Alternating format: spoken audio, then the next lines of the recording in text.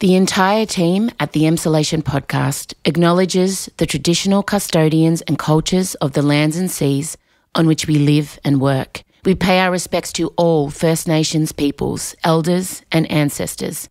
We acknowledge that sovereignty was never ceded and stand in solidarity towards a shared future. I personally want to acknowledge the traditional custodians of the land on which I record this podcast every week, the Wurundjeri people. I recognise their continued connection to the land and waters of this beautiful place I call home. Always was, always will be. Encrusted. With a smattering of blonde hair on the cheeks, but not too much around the butthole. If I could just tell you how stunning his bottom is. And Michael Lucas. You have a high capacity to feel a personal attack. This is Emsolation. Also, full respect for you calling yourself a 40-year-old, not a 40-something. Well done, well done, well done. Let's hold on to that. I'm younger than you, bitch. You are. You're in Emsolation. Well, hello there and welcome to Emsolation. My name is Encrusted. I'm a writer, a singer, a stand-up comedian, a maximalist power queen, a neurodiverse magic brain, a podcaster, and together with my best friend, screenwriter and podcaster, Mr. Michael Lucas, I bring you this very show. Well, hi. Do I sound fresh? Do I sound relaxed? I shouldn't. Even after 2 weeks holiday, that would never happen. Yes, I'm here. My tan fading. I have a nasty rash from sea lice, which is what you want before you're wearing a short frock at Australia's premier awards ceremony. I mean, I'm not attending the Logies. I'm going up as Michael's support person and I'm going to the after parties, but I did plan to wear a short dress, but it really, truly looks like I have an exotic disease. I have bruises. Yeah, and it's my punishment for relaxing, because that's what the universe does to me on the very last day in Pork Douglas. And Elio calls it Pork Douglas and no one is allowed to correct him. And he was walking around saying, Pork Douglas is hot, mummy, Pork Douglas. And I would laser stare anyone who thought they might correct him. So you may all call Pork Douglas for the end of time. We've let go of Porty D because as soon as Elio said Pork Douglas, I was like, pork. It's such a fun, aggressive 80s word. Wasn't there a movie or a show called Porky's? Porky's? I'm sure there was a Porky's. It's so aggressive. Like I remember when I was in school, that would get thrown around. Oh, did you pork her? Like, how do you even pork someone? I don't understand. How did we go from what we call, like, when pigs have been turned into meat, into, like, sex? I probably should Google stuff like that before I wonder and pontificate on a fucking podcast. And it's come from my son. Anyway, yay. So I've got a rash from the sea lice on the last day. But that's okay. That's probably enough about my rash. It's so nice to be back. You're getting 2 episodes this week. We had so much to say. Obviously, the Logies are this Sunday. Michael Lucas's show, The Newsreader, is up for 6 nominations and Michael personally is up for 2. It's really exciting. We're both trying to keep a lid on just the possibility that there will be a Logie amongst he and I. And don't worry, I will be walking around with it if he wins. Just expect so many novelty location shots. Like I'll be taking the Logie on a tour of the Gold Coast, and it will live at the Emsolation office. I mean, I haven't run that by Michael and he's listening now, but bitch, you know that thing's going to end up here, mate. So that's happening. We had to bring you 2 eps this week because we have Gold Logie nominee, who am I going to say? Melissa Leong joining us. And you'll notice I was very careful how I said her last name because it turns out I've been saying her name wrong this whole time. She's my friend. She's been my good friend for a couple of years now and I have been saying her name wrong. But that's okay. You'll hear all of that on tomorrow's episode. Yes, Melissa came to the Emsolation studios and sat face-to-face with Michael and I and we learnt, you should hear about her dress. You will hear about her dress. It's her first red carpet with her very handsome partner, a very lovely partner. This is their first big event together.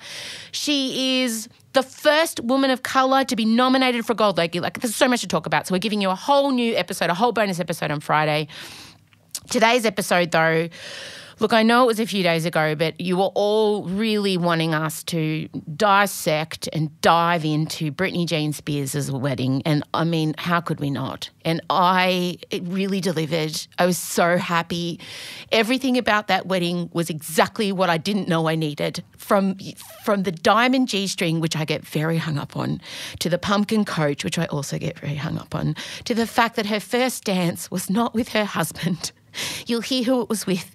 Just there were so many things. I was so overstimulated and I just wanted to write her a thank you note. It was brilliant.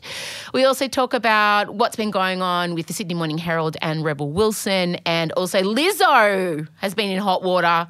We get all across that. It's just so great to be back. All these things were happening while we were away. I mean, there was a whole cocaine scandal with our favourite footballer, Bailey Smith. We don't talk about that because there's no winners in that situation, and I will say something like I'm not even going to speak. I think his apology was great, and I think he should be just allowed to keep playing football. That's all I'm going to say. I have no other comments on that situation. I am okay. I'm good. I'm getting ready to go away again. Who am I? I'm going away again. Elio was having terrible separation anxiety with me.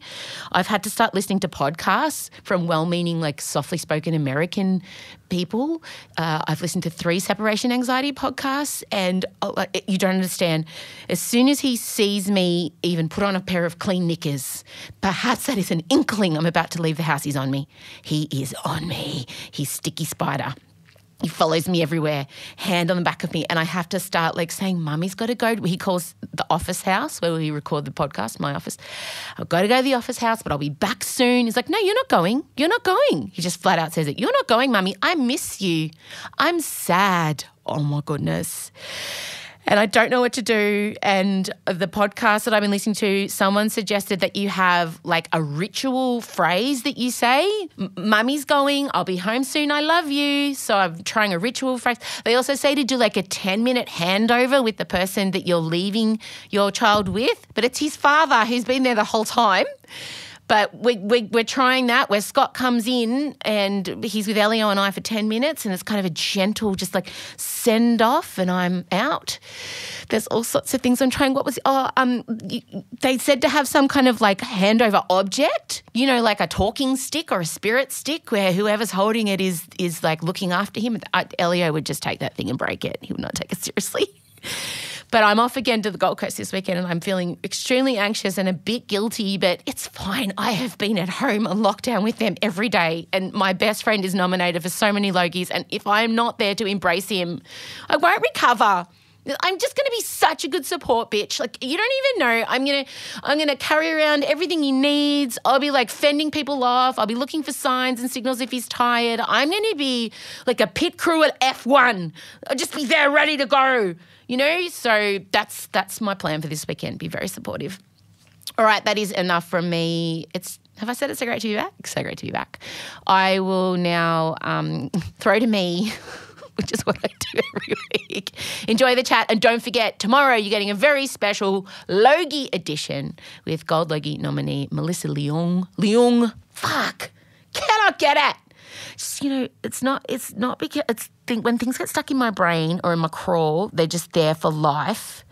And I don't know how to fix it. Oh, my goodness. I'm trying so hard and I'm just like, I've just been thinking so much about so many things. Like I've got my National Press Club address coming up and now I've got to start actually writing that. I was always like, once the tour's over, and now the tour's over and I've got to sit and write it. So much responsibility. We're going to have to do a whole podcast step and how I'm battling about the responsibility of this speech and all the people I feel like I need to represent, but really I just want to represent myself and my kid. But that's another podcast for another time. Yay, let's talk about Britney's Diamond G Poo Banger.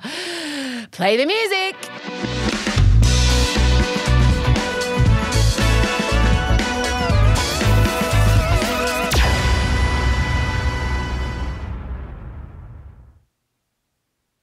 M. Rusciano and Michael Lucas. This is Emsolation. Michael Lucas back facing each other once more. And as we've said multiple times this week, there are so many things that have occurred. It has been a bumper week for our Venn diagram of interests. It really has, politically, pop musically. Yeah, truly. And what were you going to say? You stopped yourself saying something. I was about to say it's been an absolute pop culture ejaculation, but then I pulled myself in. Why? Thank God I didn't say it. Can you please say that? Because we will use that in our opening intro. Look, say it. I've had a couple of weeks just in normal, polite society. What? But I it can't has believe indeed. You stopped yourself from saying that phrase. Please say it. Sorry, it's been an absolute pop cultural multiple ejaculation. It's been a veritable orgy. Hi, gay. So, yes. Could have been straight. I didn't say could have been a heterosexual.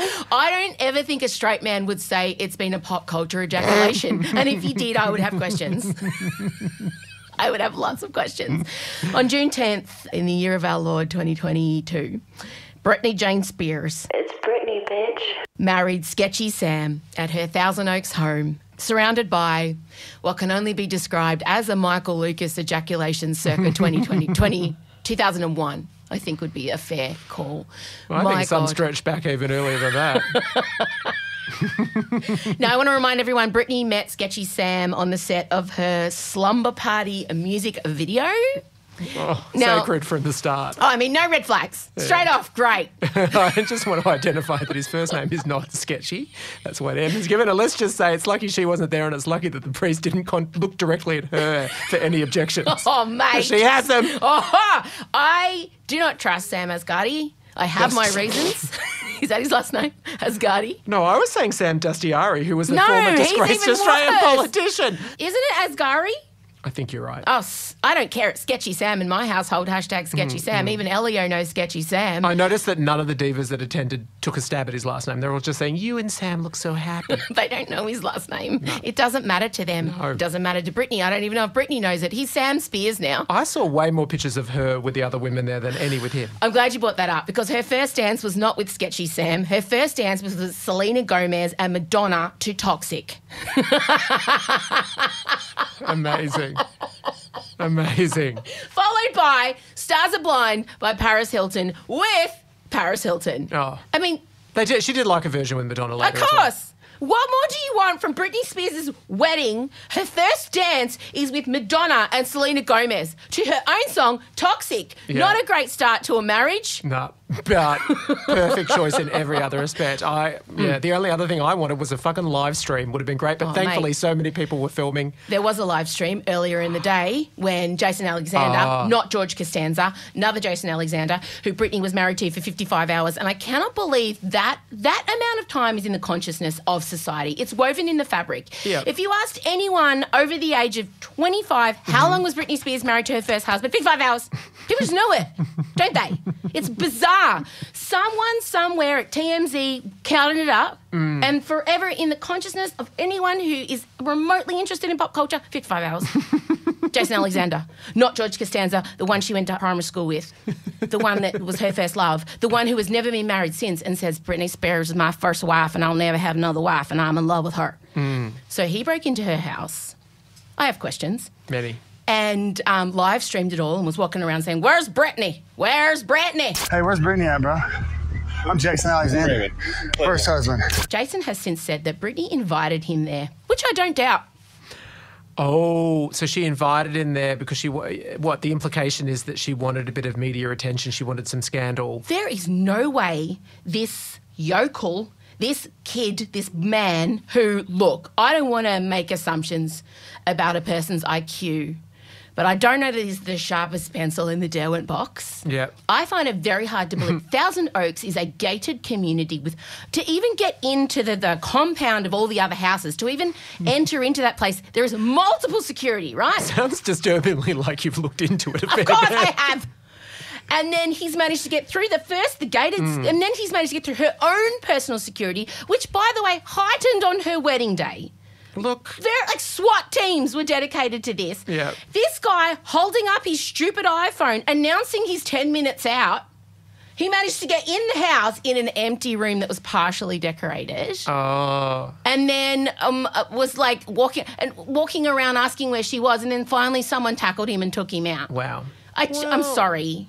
This was set up. I respect it. He got clicks, she got headlines. Everyone's happy. She didn't need any additional ones, though. No. Her guest list had everything that you could possibly want. Her guest list didn't require surnames.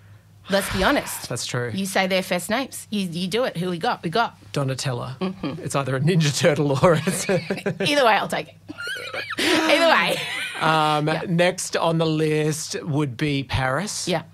And I'm going in order of the picture, the famous picture. Yeah. Next on the list would be Britney herself. Yes. That was where she stood. Then, of course, Madonna had to be dead centre, wearing glasses, of course. Then Selena. Then Drew.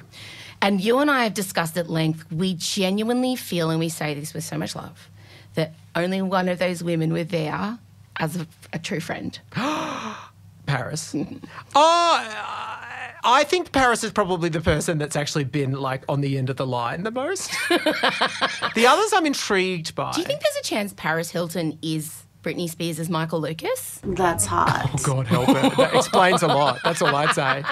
If that's the tethering. Well, Paris has her own podcast, as I discovered today. And she spoke about having to, well, have a listen. And by the way, maybe pull your car over as you're about to listen to Paris, because you may fall asleep listening to this woman and what she calls a podcast. I was actually asked to DJ for the president and all of the other presidents from around the world for the dinner. But this was more important to me. And I'm not going to go into any details because it was the Princess Bride's night and that's her story to tell.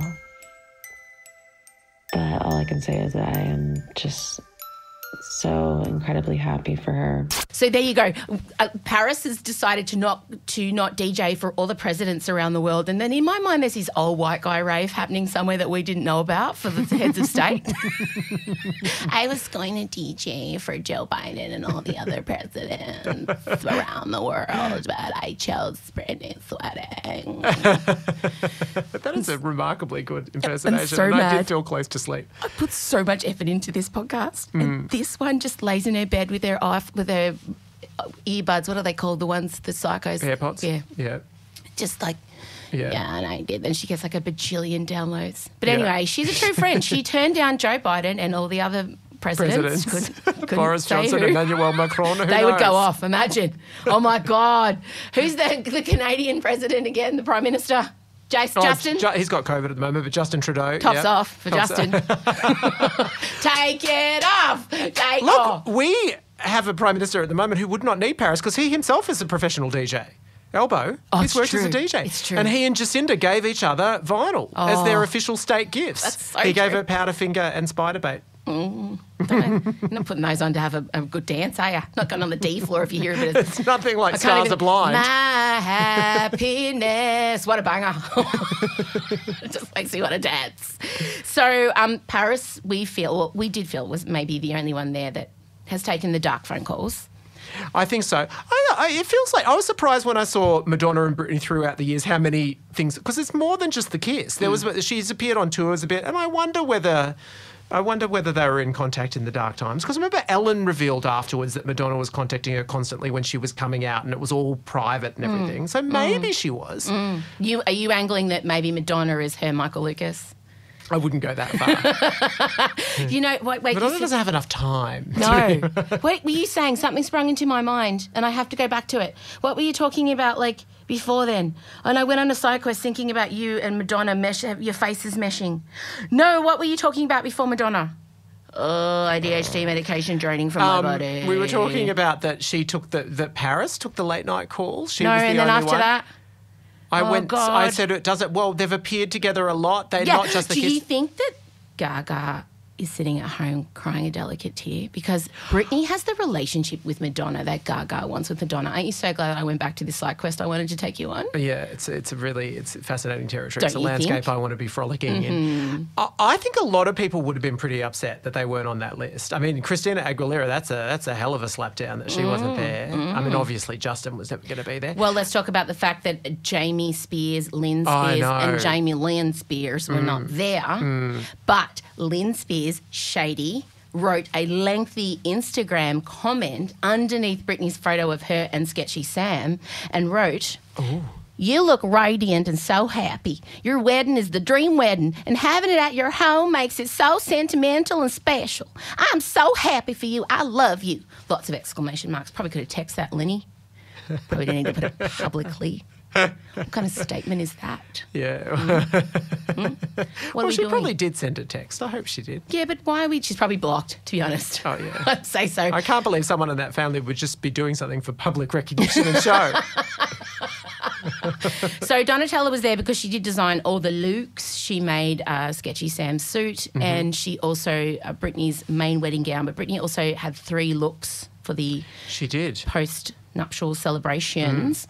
And one thing that keeps coming up is the fact the one particular outfit keeps getting spoken about, and it was a black short kind of tuxedo dress and no pants. It looks like she's nude. Yes. And she's clarified very publicly saying, I was wearing a diamond G-string underneath my jacket. I just love finding new places to wear diamonds. I have a lot of problems with this idea, and I just want to state from the offset, before we go down the diamond G-string rabbit hole, that the idea of the diamond G-string is far superior to the reality of the diamond G-string. And that's saying something because I don't think it's such a great idea. So, Well, it's a thing, right? Because Kourtney Kardashian just married Travis Barker and Dolce & Gabbana did that wedding. And she too had a diamond-encrusted G-string with Travis's name emblazoned across it. crust being an appropriate word in there. And that inlays the rub. Why would you want shit diamonds? I think it's more of a Why would you abrasive chafe than a rub. It's an anal like tear, fissure. Why are we putting diamonds near an anus? Like, I don't understand. No one's going to see it. Like, unless you've got some kind of like peekaboo ass cheek situation, chaps, unless you're wearing wedding chaps, you are not going to see the strand of diamonds running inside your poop shooter. And by the way, unless you are bleached, hairless, and like you got a douche before you. Who wants to douche before putting on underwear? And it's not underwear. If you get any kind of discharge, it is dripping down your leg. There is no safety net on your day of days. Why would you want to be wearing... What if you got your period unexpectedly? Because as we know, I get my period, it just explodes when I'm stressed. What's a diamond G-string going to catch? Oh, it's fucking throwing a hurricane at a spider web. What's the point? It does provoke the question, what is underwear? What is the purpose of it? Because I'm pretty sure that's achieving absolute... Might as well have cracked glass as you on a string. It'll be cheaper. and honestly, achieve the same effect, quite frankly. So everyone's talking about the diamond G-string and the diamond G-string. No. It's not. On my day of days, I will be wearing a tight pair of Nancy Ganses. I will have a gusset. I will have multiple gussets. There will be nary a diamante near my vagin. Why? I don't understand. Some people have too much money. If you are custom ordering from La Perla a diamond-encrusted poo string, you have too much money. The other thing I loved... Yeah, go. No, don't hold back. Well, when removing it as well, it's a bit of a mystery box situation when you're removing it because, like, well, you know, I mean... And what are you doing? You're getting out your little eyeglass and going, oh, what's that? If you're hearing something extreme, she's rubbing them off. I'm recreating. So she's got so only jewellers can... no jewellers paid enough. You take your ring to get cleaned. Imagine rocking up with your G-banger after your wedding night. So you can't just whack cleaned. a diamond G-string Not in the washing. In the wash. No, you can't put on a delicate cycle. No, can't chuck in some cold water, Omo, cold power. Fuck no. It's diamonds. Have to have a special cleaning procedure. So you have to literally take your diamonds to your jeweller to get cleaned. Imagine rocking in with that. Just putting it down. Just clean. Oh, there's a bit of shit just on the... Yeah. Fucking hell. No one is paid enough to clean a diamond G-string. No, it's not okay. My favourite aspect, though, was the pumpkin coach. Now, if you recall when Kath Day and I got married, she had a pumpkin coach. Is Cinderella stupid, Kim? What? She had a pumpkin-style coach and she lived happily ever after. Read your history books, Kim. And Britney Spears had a white pumpkin coach. The choice to go with a full-out fairy tale. And she's getting married at home, by the way. Yeah. Where's the coach taking her to? Just around the roundabout in her front yard. Just cutting laps around the roundabout in her driveway. She was under a very strict conservatorship. She probably has a degree of agoraphobia. I want to know, Okay, so the fairy godmothers of pop culture that surrounded her, each one of them was wearing a very distinct dress. There was no common colours or anything. Is there coordination or was that just pure luck? I think luck. Madge had multiple colours on. She did. She was of a rainbow. And yeah. No, I think that was just... Right. Yeah. I've read a whole breakdown of how they're tell me. redefining wedding wear. That the Holy Trinity, the Holy Godmothers. Yeah, because there's this theory of But they weren't the official bridesmaids. They didn't walk down the aisle. Oh, who cares who the bridesmaids were? I mean, They didn't have any. They're beyond bridesmaids. Oh, yeah. They're deities my around her. God. But apparently, so I read, with wedding wear as a woman, your goal is to not sort of upstage the bride in any sort of way. And it's clearly like that was out the window for all of them. They were all wearing like. Oh, no, I gave up. perfect I'm surprised statements. Madonna didn't come in a fucking wedding gown, to be honest. I would have respected it. Me too.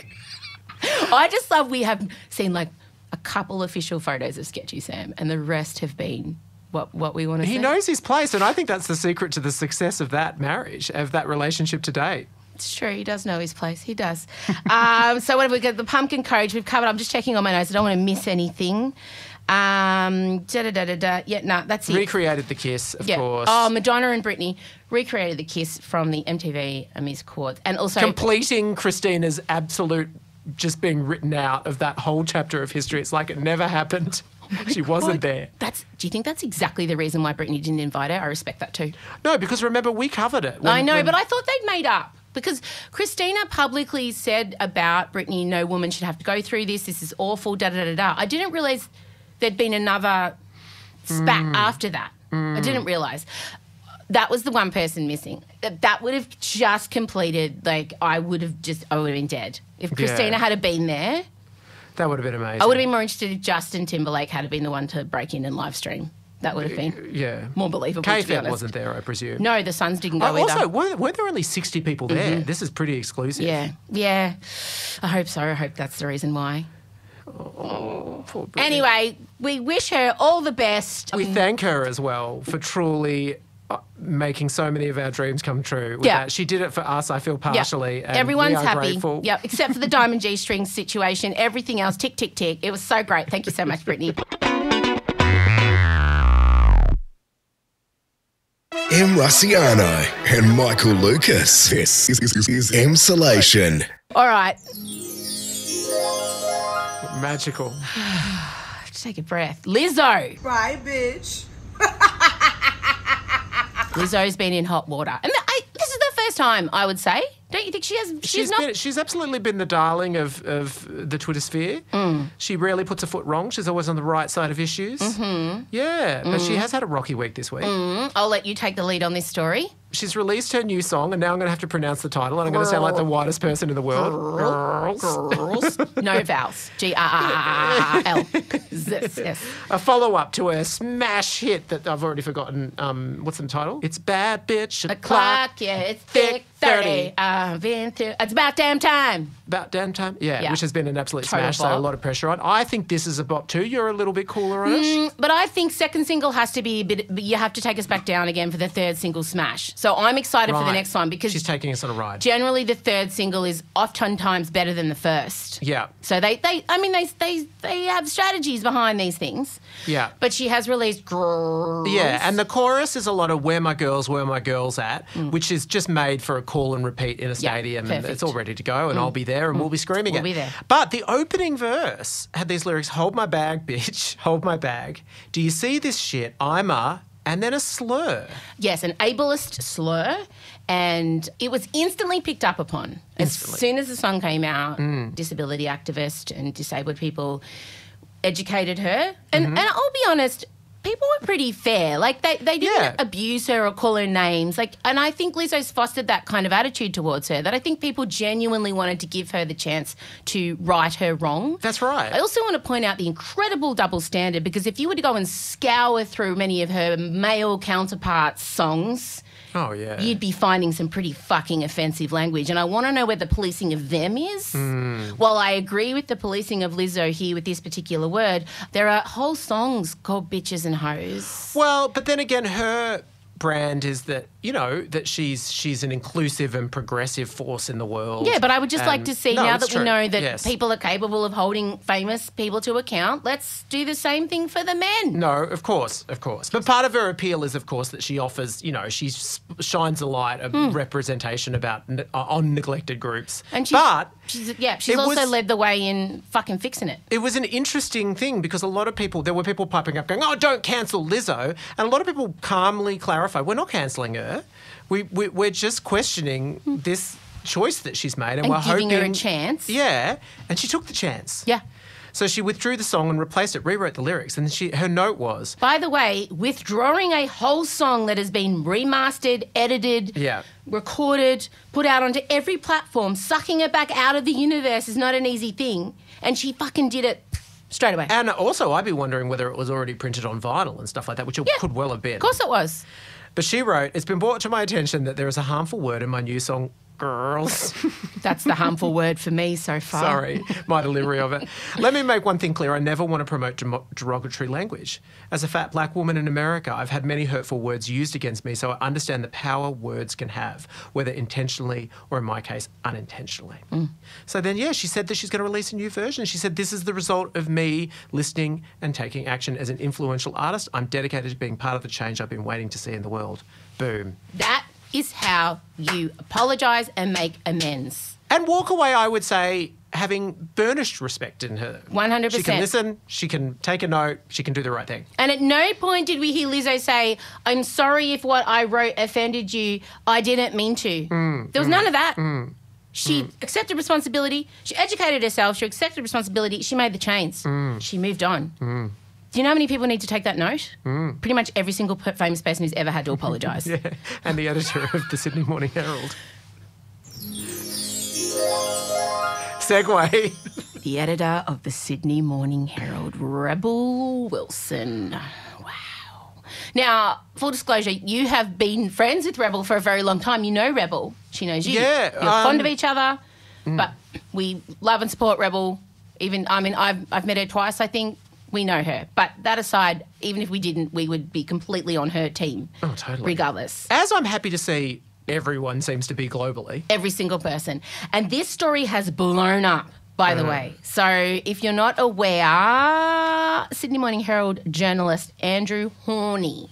Hornery. Horny. Oh, it is Hornery. Oh, I thought it was Horny. He's a gay guy. Oh, Hornery. Doesn't matter. He is in lots of trouble. It doesn't matter. He has had to put his Twitter profile on private. It was strange. You first sent me the article saying that she had come out and it all seemed like it was very much on her terms. So she debuted the relationship with the new girlfriend. It was a lovely post, a very quintessentially Rebel post. She said, I thought I was looking for a Disney prince. Maybe I was looking for a Disney princess. It was a great picture.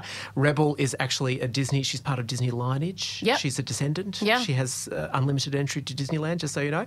And it seemed great. But then Andrew Hornery, unprompted, he wrote a column. And he was shitty because he said that he, at the Sydney Morning Herald... No, wait, after that article came out, didn't it somehow get out that... No, he wrote it. Wait. Yeah. He told people? He printed it in a column. He wrote a column about how he was pissed off. This is a second side column to the original column. No. No, so basically what had happened, people have known for a while in circles that she was dating this woman and he was hoping to break the story. So he contacted her people and said, we know that this is happening and would Rebel like to comment? We have enough to go to print. We have enough to go to print and we've got 48 hours before we have to do, let us know. And by the way, he was going to go to print regardless. That was the implication of the message. And so Rebel saw that and she's now said, it was a really difficult situation and decided to claim it herself. So all that had happened without us knowing. We just saw the initial post. But then he writes this column where basically he's shitty. They've withdrawn the column now. But he said basically, we approached her and we gave this deadline and then she decided to gazump us. And then he said, given the way that she's complained about media in the past, he basically said, we'd given her an opportunity to respond, like wanting congratulations for just not outing her, like wanting to say, well, yeah, we gave her a heads up. And then she gazumped us. And then he actually said, which was, in our view, underwhelming. He criticised her for coming out herself as opposed to letting his column do it. That is so wild. Wild. On so many levels. Yeah. Like, what gives him the right to think he has ownership over someone's coming out? I know. First of all. And what, he's unhappy that she didn't use a clickbaity enough headline? Imagine then criticising the same person's coming out. I know. Look, he was saying, and this was what was complicated and strange about it, he was saying that they would have taken the same approach if she was in a relationship with a man, as though it's the same thing. And it is true in our culture that when celebrities hook up or take on a new partner, often they don't get any say in whether it comes out. Like, you know, when J-Lo and Ben were hooking up, we were right there, like clicking on it all. That's true. That is standard for gossip columnists. That's the case. They're going to run with it no matter what. However, I think as much as there's progress, to when it's a same-sex relationship and it's the person's first and it's potentially outing them, that is a really different situation, and the consequences could be really different. We don't know where she was at in terms of, you know, whether she was ready to. I mean, clearly she was hurried into it, whether she wanted to or not. Her hand was forced. And it's incredibly complicated. We don't know whether all her family knew, all her partner's family. And the fact that he is a gay man, forcibly outing another member of the LGBTQI plus community, it's violence. It's lateral violence. It is a violent act to forcibly out someone. Especially, and I've seen it happen to a few of my friends. You can't take it back. You can't. There's nothing you can do. And if that person's not ready, the implications for them are lifelong. I know, and there's and coming out is not like it's a one-step process. No. There's circles of things, and I certainly know that Rebel is someone that is very close to grandparents and everything, and I certainly hope that was all done already so they didn't have to find out about it all in a hurry on a timeline that she didn't want. But there was no way they could have known. But then what made it worse was in the initial aftermath, they doubled down. And the editor, Bevan Shields, wrote, basically, both initially refused to apologise. And then, he basically wrote this thing sort of saying this was standard operating procedure. And then he wrote something like, we asked Rebel for a response and we would have been guided by that response, sort of implying like, well, if she'd come back and said, I've got a problem with this, we might have stopped. But that's not how it would have landed on her. No way. And they should have known that. Yeah, absolutely. And it has been brought up multiple times that the Sydney Morning Herald were the newspaper that outed the 78ers, the men and women who marched on Oxford Street, who fought, before Mardi Gras happened in 78, there was a very violent protest that happened, and the Sydney Morning Herald chose to write names and addresses of the 78ers. They later apologised for that, like decades later. So I want to point that out, that they did apologise for doing that, but it doesn't take back the damage it did at the time. So that there's precedent for this newspaper doing that and this publication doing that. And I don't know, I'm sitting here saying it's a Fairfax. I mean, if you had said to me this was Murdoch Press, I would have been, of course. But it's not. No, I know. It's actually not. Well, and there's been a lot of things about the decline of the Fairfax Press of late, and I mean, all print media is struggling. But there was that time when Fairfax was listing the actions by the rail workers in Sydney as a strike when it wasn't a strike and all that sort of stuff. And it's just another thing. The media used to be there to hold government accountable, right? That stopped happening because of the monopoly that is going on in this country with our giant media outlets. And so now the media, they can't report on the people they used to be able to report on and hold accountable and educate us on. Now they just kind of have to go for this clickbaity bullshit that someone's sexuality isn't a news story. No, totally. And it does make you think as well about, I mean, basically, for a public figure, unless their relationship status has a direct impact on us. Like, so for example, like Barnaby Joyce, that is the situation that we should have been aware of. Absolutely. But outside of that, when is it okay? And it does make you think of this culture of gossip columns and everything like that. I do think that in the case of outing someone is in its own really sensitive category. But just in general, what are we doing? What are we doing? It's not okay. But anyway, she seems happy that the relationship seems to be going well. So hopefully some good will come from this. Look, that's it for this little part of the podcast.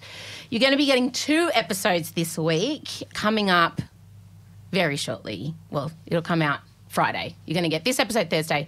You're going to get mine and Michael's chat with Melissa Leung. You say Leung. I'm going to ask her. Leung.